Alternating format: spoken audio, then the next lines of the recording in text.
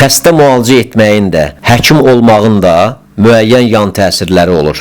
Yan təsirləri yüngülləşdirən bir şey varmı? Başqa sözlə desək, gündəlik stresi necə çıxardırsınız? Əlbəttə var.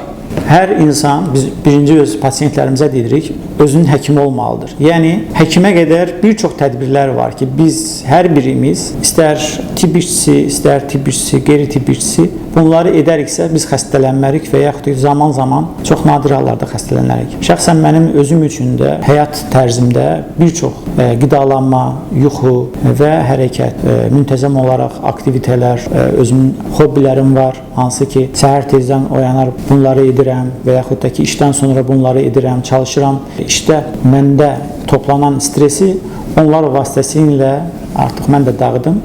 Çünki əgər eləmiriksə, bu bizim orqanizmə birbaşa təsir edir, bizim ailəmizə təsir edir, bizim ünsiyyətdə olduğumuz həmin o mənfi enerjini dostlarımıza ötürürük. Bunun üçün də hər bir insan öz həyatında öz həkimi olmalıdır, doğru düzgün qanunları olmalıdır ki, onun sağlamlığını qoruyacaq. Bu bir nömrədə idmandır, qidadır və yuxudur.